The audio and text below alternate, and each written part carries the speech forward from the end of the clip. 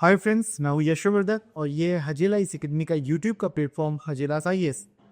तो फ्रेंड्स, यहाँ पर काफ़ी दिनों से चर्चा चल रही है और 2 दिन पहले से मैं न्यूज़पेपर में लगातार देख रहा कि ट्रम्प को नोबेल शांति पुरस्कार देने का वक्त आ गया है।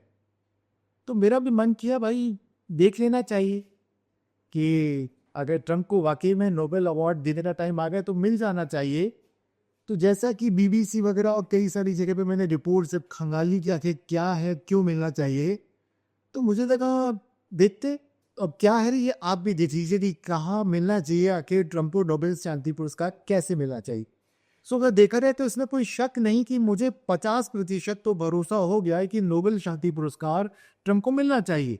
इन कुछ ऐसे विवाद है जो अब तक रिजॉल्व नहीं हो, जिनका की दावा लगातार व्हाइट हाउस कर रहा है। तो देखिए, जब से ट्रम्प आए अपने दूसरे कार्यकाल में, तब से ही लगातार ये शांति वार्ताओं में रुचि दिखा रहे हैं। और 18 अगस्त को, आज हम बात कर रहे हैं 21 अगस्त को, 18 अगस्त को व्हाइट हाउस ने ऑफिशियली एक अनाउंसमेंट किया कि ट्रम्प कहते कि मैंने 6 युद्ध खत्म कर दिए हैं और युद्ध विराम लागू करा दिए हैं। हालांकि उन्होंने अगले दिन बोला कि 7 युद्धों को तक समाप्त करा चुके हैं। और इसी के अलावा अगर हम देखा जाए तो ट्रम्प का जो प्रशासन है, व्हाइट हाउस ने इस तरह के जो एक सूची दे दी कि कौन कौन से युद्धों में ट्रम्प ने अपनी भूमिका निभाई, जहां पर उन्होंने शांति समझौते कराने में बड़ा रोल प्ले किया है। तो चलिए आप ही देख लेते, आखिर नजर दौड़ा लेते कि कौन से। तो पहला देखे तो इजराइल और ईरान। इसमें कोई शक नहीं कि इसमें बहुत बड़ा रोल अमेरिका का है। तो देखिए, लंबा करीब 12 दिनों का एक युद्ध चला। 13 जून को उस समय शुरू हुआ जब इजराइल ने इराक के ठिकानों पर हमला कर दिया और ट्रम्प ने सोशल मीडिया पर खुद आकर देखा कि यह सुनने मालूम है कि नेतन्याहू ने बता दिया कि वो ईरान पर अटैक कर रहा है।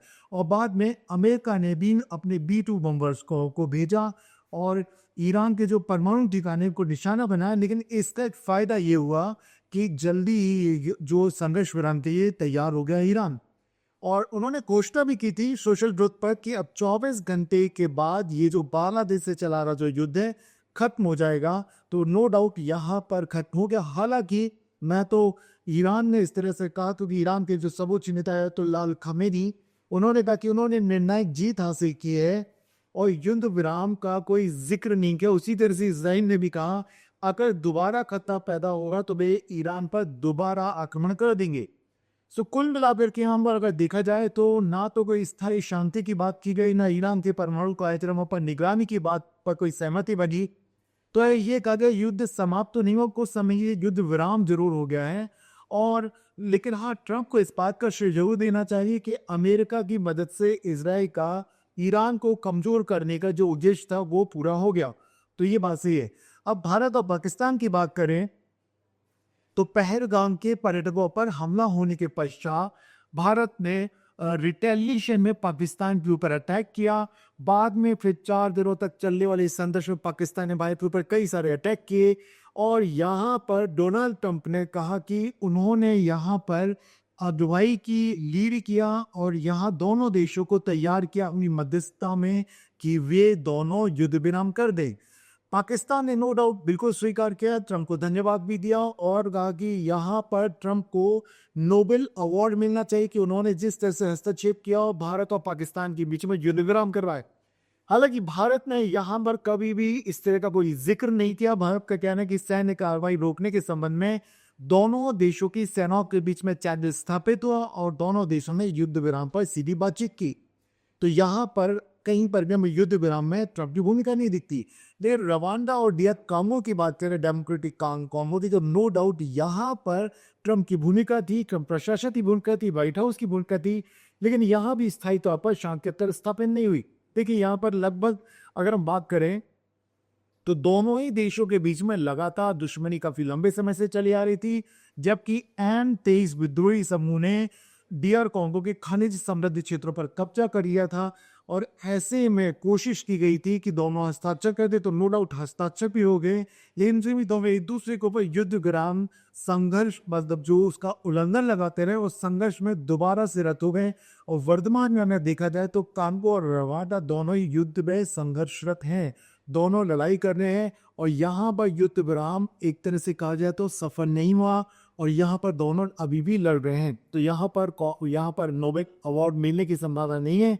थाईलैंड और कंबोडिया की अगर हम बात करें तो 26 जुलाई को यहाँ पर डोनाल्ड ट्रंप ने सोशल ग्रुप पर कहा कि वे थाईलैंड और कंबोडिया से दोनों से बातचीत कर रहे हैं और युद्ध विराम के लिए वे कहेंगे। और ऐसा ही हुआ, कुछ दिनों बाद दोनों ही देश थाईलैंड और कंबोडिया ने यहाँ पर युद्ध विराम पर सहमत हो गए। मलेशिया की मध्यस्थता में ट्रंप के अफर्स के बाद दोनों ही देशों ने लड़ाई रोक दी। और यहाँ पर भी ट्रंप ने कहा कि दोनों ही देशों को उन्होंने इस बात पर प्रेशर डाला कि वे व्यापार नहीं कर पाएंगे अमेरिका के साथ। लेकिन फिर भी यहाँ पर ये एक सही बात है कि यहाँ पर डोनाल्ड ट्रंप और मलेशिया की भूमिका सकारात्मक रही और तनाव घटाने के लिए दोनों ही देशों ने इस समझौते पर हस्ताक्षर किए। अब बात हम अर्मेनिया और अजरबैजान की अगर करते हैं तो यहाँ पर ये जो इलाका है इस पर लगातार दोनों ही देशों के बीच में तनाव बना हुआ है। और 8 अगस्त को व्हाइट हाउस में अर्मेनिया और अजरबैजान के बीच एक समझौते की घोषणा की गई है। और यहाँ पर ट्रंप को नो डाउट यहाँ पर क्रेडिट दिया जाना चाहिए कि उन्होंने जो कोशिश की उसमें काफी हद तक यहाँ पर तनाव कम करने में मदद मिली, क्योंकि लगातार इस देशों के बीच में 40 साल से संघर्ष चला आ रहा था।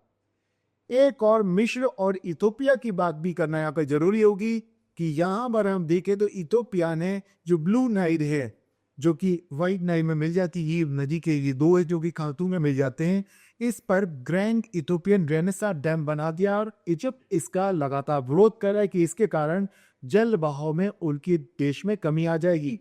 और यहाँ पर इन दोनों ही देशों के बीच में काफी कोशिश की। इवन ट्रंप तो ये कहते कि अगर मैं मिस्र में होता तो नील नदी के पानी की मुझे भी चाहत होती।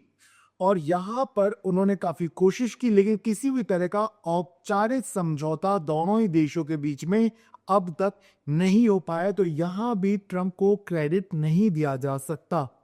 सर्बिया और कोसोवो की अगर बात करें तो 27 जून को ट्रंप ने दावा किया था कि उन्होंने सर्बिया और कोसोवो के बीच में दुश्मनी फैलने से रोकी। और उन्होंने कहा कि बड़ा युद्ध दोनों देश लड़ने वाले थे, उन्होंने युद्ध को रोक दिया है, क्योंकि दोनों से उन्होंने कहा कि अगर आप ऐसा करें तो अमेरिका के साथ आप व्यापार नहीं कर पाएंगे। और ये कहते कि इस जो युद्ध है 1990 के दशक से लगातार इस तरह का दोनों के देशों में तनाव चल रहा है। लेकिन हकीकत अगर हम बात करें तो दोनों ही जो देश हैं इनके बीच में 2020 में ही एक समझौता हो चुका था। और दोनों ही देश ना तो एक दूसरे के साथ लड़ रहे हैं ना ही गोलीबारी कर रहे हैं। तो ये अभी वर्तमान में देखें तो यहाँ भी ट्रंप का दावा थोड़ा भ्रामक प्रतीत होता है। तो अभी जो बड़ी बात अगर हम कहें कि जिस तरह से ऑफिशियल तरीके से डोनाल्ड ट्रंप के जो प्रशासन ने कहा कि डोनाल्ड ट्रंप के देखिए जितने भी युद्धों की सूची दे दी उन्होंने, तो हमने उनको एक बार परीक्षण किया तो हम देखते हैं आधे से ज्यादा जगह पे देखें तो जो शांति के लिए प्रयास किए थे डोनाल्ड ट्रंप में वे सफल नहीं हुए हैं, या कुछ पहले ही हो चुके थे जैसा कि क्रेडिट ट्रंप आज लेना चाहते। तो इस तरह की स्थितियां नहीं है। लेकिन फिर मैं उम्मीद करते हैं कि डोनाल्ड ट्रंप ने काफी सकारात्मक भूमिका निभाई है।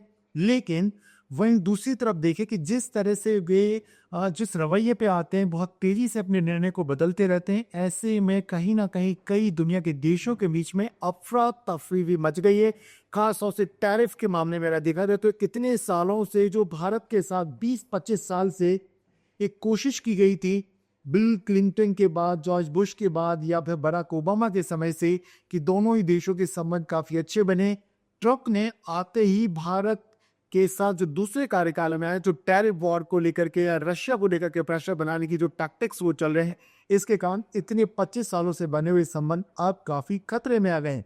तो एक तरफ तो अगर भी नोबेल अवार्ड लेने की बात करते तो दूसरी तरफ उन्हें इस बात की भी जिम्मेदारी लेनी होगी कि पूरी दुनिया में भी उन्होंने अपनी टैरिफ की नीति कारण अफरा तफरी मचा दी है। और अमेरिका को भी कई विशेषज्ञों ने इस तरह की घोषणा की कि लंबे समय में अमेरिका को टैरिफ नीति के कारण अपने दोस्तों को खोना पड़ेगा और बाजार में भी महंगाई बढ़ने की संभावना है। तो दोस्तों हम भी मिला जुला हम देखते हैं कि रुक रहा है यहाँ पे।